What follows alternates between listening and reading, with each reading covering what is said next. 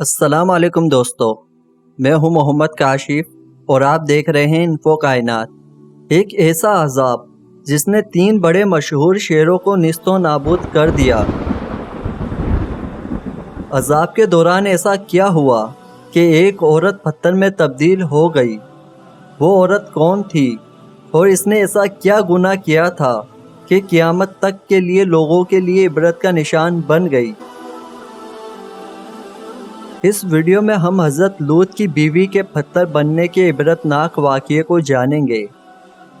قوم لوط تاریخ کی ایک ایسی قوم ہے جنہوں نے گناہ کا ایک نیا طریقہ ایجاد کیا تھا، یعنی اس قوم کے مرد مردوں سے جنسی تعلقات قائم کرتے تھے اور اپنی خواہشات پوری کرتے۔ جب یہاں کے مردوں نے عورتوں سے تسکین حاصل کرنا چھوڑ دیا تو جواباً یہاں کی عورتیں بھی اپنی نفسانی خواہشات عورتوں ہی کے ذریعے پوری کرنے لگی۔ لہٰذا اللہ نے انہیں اس گناہ عظیم کو چھوڑ کر صحیح راہ پر لانے کے لیے اپنے پیغمبر حضرت لوط علیہ السلام کو ان علاقوں میں مبعوث فرمایا، جسے تاریخ میں سدوم کہا جاتا ہے۔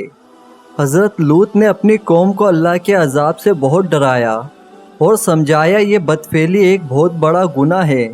اللہ نے تمہارے لیے عورتوں کو پیدا فرمایا ہے، اپنی خواہشات کو حلال طریقے سے پوری کرو اور اس گندگی سے توبہ کر لو۔ لیکن ان کی قوم نے حضرت لوط کی دعوت کو ٹھکرا دیا۔ حضرت لوط علیہ السلام کی تبلیغ کے جواب میں یہ ڈٹائی سے کہا کرتے کہ ہاں ہم برے لوگ ہیں اور بدفعلی کرتے ہیں، لیکن تم پاک ہو تو تمہارا اس بستی میں کیا کام؟ اگر تو سچا ہے تو وہ عذاب لا کر دکھا جس کا تو دن رات ہمیں ڈرایا کرتا ہے۔ حضرت لوط کی بیوی، بعض مورخین اس کا نام وائلہ بتاتے ہیں۔ یہ بظاہر تو حضرت لوط کی بیوی تھی، لیکن اندرونی طور پر اسی قوم سدوم کی ہم خیال تھی۔ اس سے بڑی بد نصیبی کیا ہوگی کہ اللہ پاک کے ایک جلیل القدر پیغمبر کے ساتھ سالوں زندگی بسر کرنے کے باوجود اس عورت کو ایمان کی دولت نصیب نہ ہوئی۔ جب اس قوم کے گناہ اپنے عروج کو پہنچ چکے اور بہتری کی کوئی صورت نظر نہ آتی تھی، تب اللہ تعالیٰ نے چند فرشتے عذاب کی غرض سے ان پر بھیجے۔ جب یہ فرشتے خوبصورت نوجوان لڑکوں کے روپ میں سدوم کے شہر پہنچے تو ان کی ملاقات حضرت لوط علیہ السلام سے ہوئی۔ یہ قوم بد اخلاقی کی تمام حدیں پار کر چکی تھی۔ جب کوئی مسافر یہاں آتا، یہ سب مل کر اس مسافر کو گھیر لیتے اور کھلے عام بدفعلی کرتے۔ اس لیے حضرت لوط علیہ السلام نے ان کو باہر رکنے سے منع کیا اور ان فرشتوں کو اپنے گھر لے آئے، ان کے لیے کھانے پینے کا انتظام کیا اور انہیں سمجھانے کی کوشش کی یہ بستی مسافروں کے لیے زیادہ خطرناک ہے۔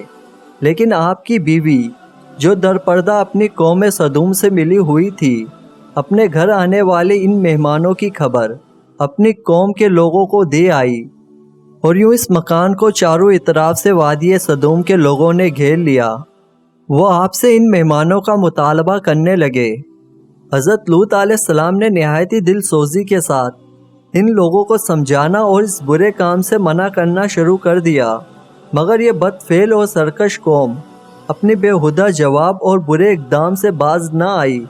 یہ منظر دیکھ کر حضرت جبریل علیہ السلام نے فرمایا، اے اللہ کے نبی، آپ بالکل کوئی فکر نہ کریں، ہم لوگ اللہ تعالیٰ کے بھیجے ہوئے فرشتے ہیں جو ان بدکاروں پر عذاب لے کر اترے ہیں۔ لہٰذا آپ مومنین اور اپنے اہل و عیال کو ساتھ لے کر صبح ہونے سے قبل ہی اس بستی سے دور نکل جائے، اور خبردار کوئی شخص پیچھے مڑ کر اس بستی کی طرف نہ دیکھے، ورنہ وہ بھی اس عذاب میں گرفتار ہو جائے گا۔ چنانچہ حضرت لوط علیہ السلام اپنے گھر والوں اور مومنین کو ہمراہ لے کر بستی سے باہر نکل گئے۔ پھر حضرت جبریل علیہ السلام اس تمام شہر کی بستیوں کو اپنے پروں پر اٹھا کر آسمان کی طرف بلند ہوئے اور کچھ اوپر جا کر ان بستیوں کو الٹ دیا اور ان پر پتھروں کی برسات کی۔ قوم لوط کے تمام لوگ مر گئے اور ان کی لاشیں بھی ٹکڑے ٹکڑے ہو کر بکھر گئی۔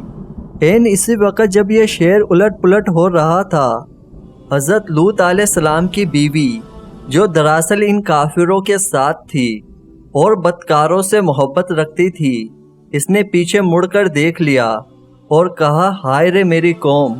یہ کہہ کر وہ کھڑی ہو گئی۔ چنانچہ وہ بھی پتھروں کی بارش کا شکار ہو گئی، اور اللہ پاک نے اس عورت کو آنے والی نسلوں کے لیے نشان عبرت بنا دیا۔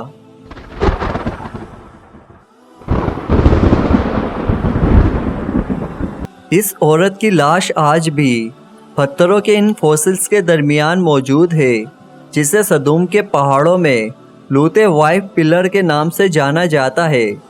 یہ عورت آج بھی اپنی قوم کے درمیان دنیا کو سرکشی اور بے راہ روی کے انجام سے آگاہ کر رہی ہے۔